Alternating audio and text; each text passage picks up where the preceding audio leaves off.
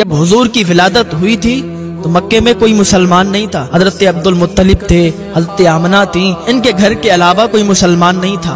پھر کون جلوس نکالتا؟ آ رہی بات جھنڈے لگانے کی، جھنڈے اٹھانے کی، تو یہ حضرت جبریل کی سنت ہے. حضرت جبریل علیہ السلام نے جھنڈے لگائے تھے. رہی بات لائٹیں لگانے کی، تو آپ کو پتا ہے، آپ سیرت پڑھیں حضور کی، تارے بھی حضرت آمنہ کے گھر میں جھک گئے تھے. جب تارے اوپر ہوتے ہیں تو ان کا حسن کتنا ہوتا ہے، ان کے حسن کا عالم کیا ہوتا ہے.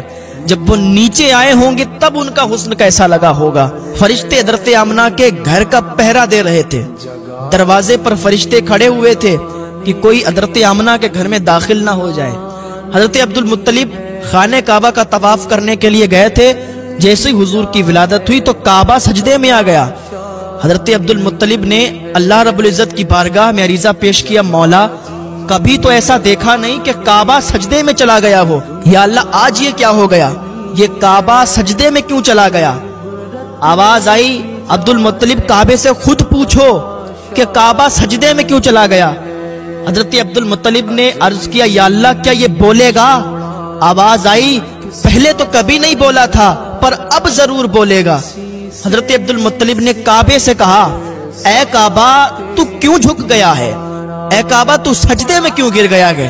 کعبے سے آواز آئی، ولیوں کا کعبہ میں ہوں، نبیوں کا کعبہ میں ہوں، غوث و قطب کا کعبہ میں ہوں، انبیاء کا کعبہ میں ہوں، رسولوں کا کعبہ میں ہوں. اے عبد المطلب سب کا کعبہ میں ہوں، پر میرا بھی کوئی کعبہ ہے. جو تمہارے گھر تمہارا پوتا آیا ہے وہی میرا کعبہ ہے.